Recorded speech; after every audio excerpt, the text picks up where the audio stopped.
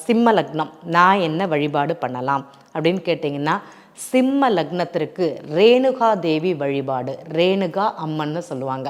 அந்த அம்மனுடைய ஃபோட்டோவை உங்களுடைய தொழில் ஸ்தானத்தில் வைங்க, நல்லாயிருக்கும்.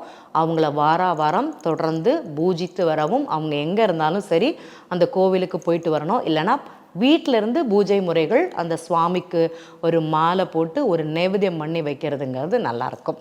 சரி, எனக்கு கன்னியா லக்னம் நான் எந்த தெய்வ வழிபாடுங்கிறத பண்ணலாம்.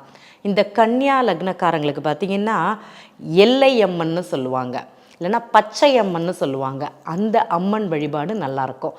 பச்சை அம்மனை வழிபாடு செய்யலாமானா செய்யலாம். எனக்கு பச்சை அம்மன்லாம் தெரியாதுங்க. மீனாட்சி அம்மன் அவங்கள வழிபாடு பண்ணுங்கள், சூப்பராக இருக்கும்.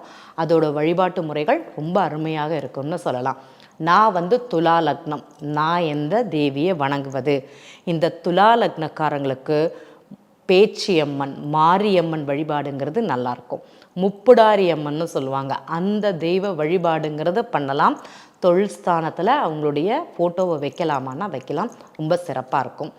நான் விருச்சிக லக்னம், நான் எந்த தெய்வ வழிபாடுங்கிறது பண்ணலாம். இந்த காவல் தெய்வங்களுடைய ஃபோட்டோ அப்படிங்கிறது நீங்கள் வைக்கலாம். அதே மாதிரி இந்த பைரவருடைய வழிபாடுங்கிறது உங்களுக்கு நல்லாயிருக்கும். பைரவர் ஃபோட்டோவை அந்த இடத்துல வைங்க, நல்லாயிருக்கும். உங்களுடைய தொழில் ஸ்தானம் சிறக்க விருச்சிக லக்னம் அக்ஷய லக்னமாக செய்யும்போது வேலை செய்யும் இடத்துலையும் சரி, நீங்கள் இருக்கிற இடத்துலையும் சரி, நான் டேபிளில் தான் உட்கார்றேன், வேலை பார்க்கலைங்க, பிஸ்னஸ்லாம் கிடையாதுங்க அப்படின்னா உங்கள் டேபிளுக்கு முன்னாடி சின்னதாக பைரவருடைய ஃபோட்டோ வைங்க, அவ்வளோ சிறப்பாக இருக்கும். உங்களுக்கு அதோட பலனை நீங்கள் போக போக உணர்வீர்கள் அப்படிங்கிறது உண்மை.